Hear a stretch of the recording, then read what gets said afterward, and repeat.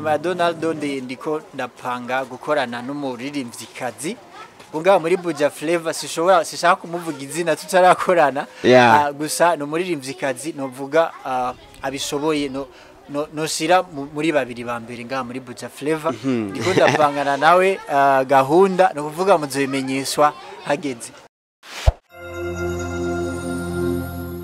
Bakozi ba K90 TV turi kumwe n'umuririmbyi gizimisa bica bigacika ariko kwandika karirimbo no gusora karirimbo Take My Heart ari kumwe n'utwa Donaldo afise n'izindi zitandukanye ni Aston nitubeshe muvugishije ukuri ni Aston King original. Yeah, it's your boy Aston King original, made in Burundi all the way from Crazy Paradise.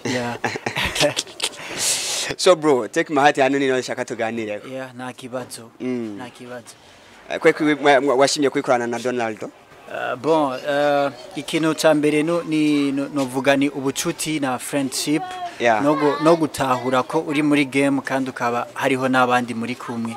Icya kabiri je ndi muri family ya Agape Record. Kandi na Donaldo nawe nyene ari muri family ya Agape Record. Twashatse kugira twerekane ko naho turi kumwe dufitaniye ubundi bucuti. Niyo mpamvu nahisemo ko twokorana na Donaldo. Ibintu byiza cyane kubera kino ndirimbo Take My Heart. Bon, Take My Heart ni kubera ko premièrement urukundo mu bantu urukundo Imana ivuga. Hama Take My Heart nagize iyo titre niyo ndirimbo mu ntumbero yo kwerekana mu gihe uri deep in love. Arimo amajambo yo kubwira umukunzi wawe umwereke yuko réellement ari muri wewe nawe kandi uri muri we uri kuramuha umutima wawe. Byashe kwitegura no kuyiririmbana na Donaldo. Byaroroshe cyane kubera ko deja tusanzwe turi muri family imwe no kuvuga turametrizanya turamenyeranye. Byaroroshe cyane ntibyabaye ibintu bigoye. Studio yabaye Agape Records nyane. Bien sûr tegezwa kuba Agape Record kuko niyo family twegukiramo, niyo family dukoreramo. Sinibaza ko twari kuja ahandi mu gihe turi muri family imwe. Wacumenganire bo murimo. Bon, icyo kibazo rero abantu benshi barakunda kukibaza ko ari label canke management, ariko novuga ko ntabwo ari ivyo kubera umuntu avuze label canke management haca humvikana ibindi bintu byinshi bikomeye.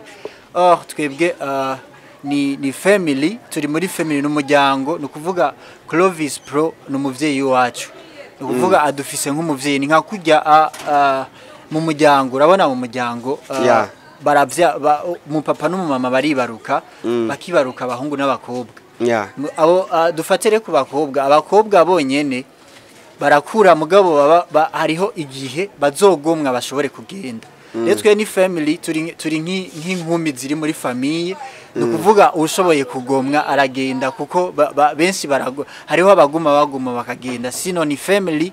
Umuntu avuze ko ari management canke label haca haza yandi masuje menshi kacu usanga umuntu yavuga byinshi kandi bidahari.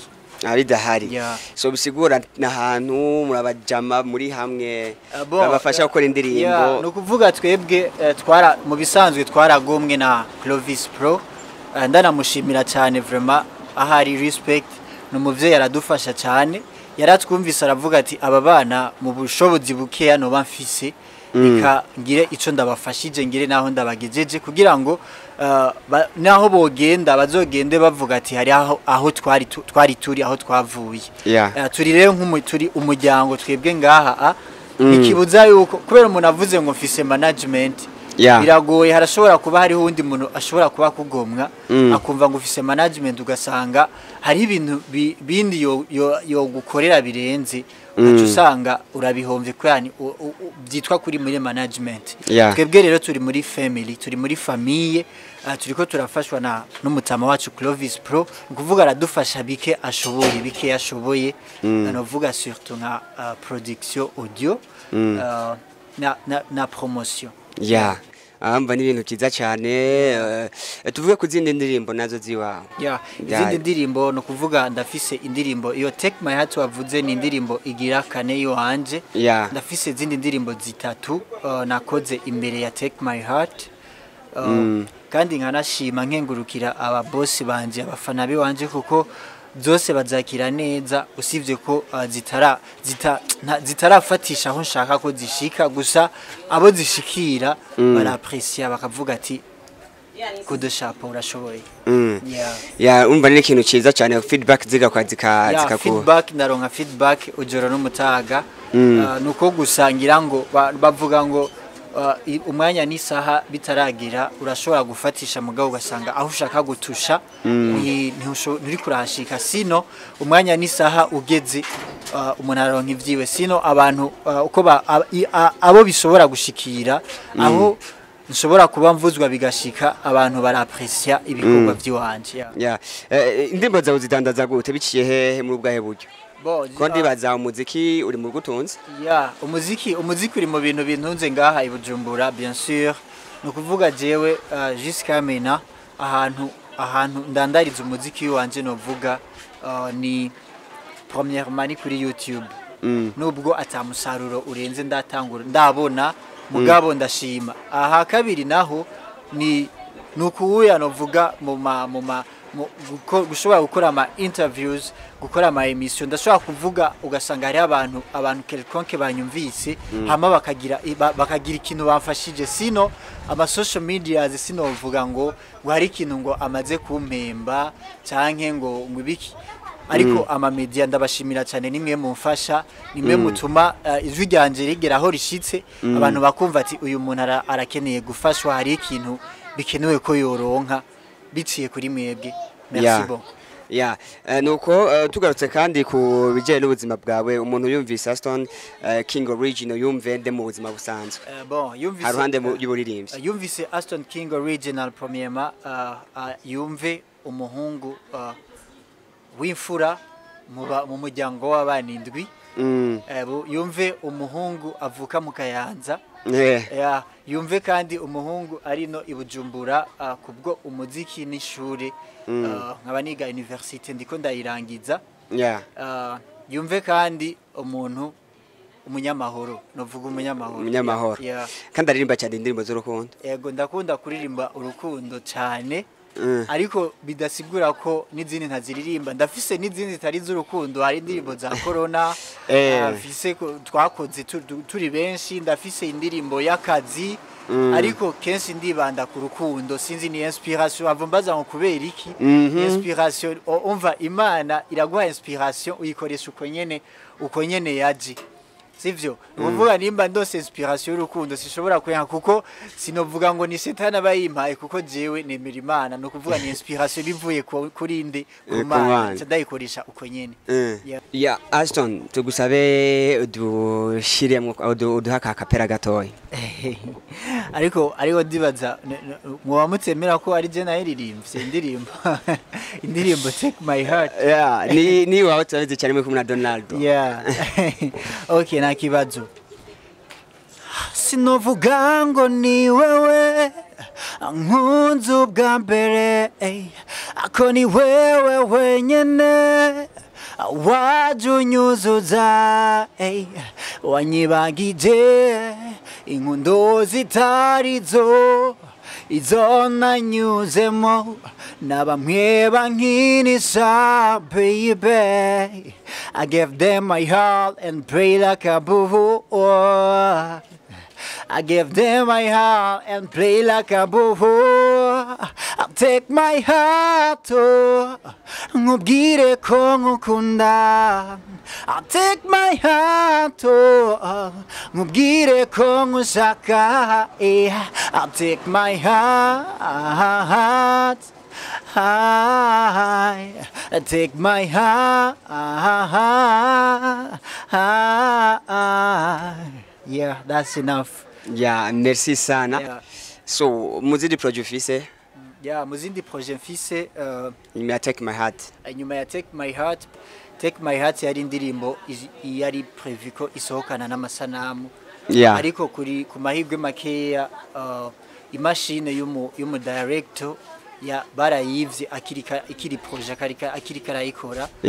No kuvuga projet iri nyuma nuko hazosubira kuba kandi shooting ya Take My Heart ndabahe video Ego. Take My Heart. Mm.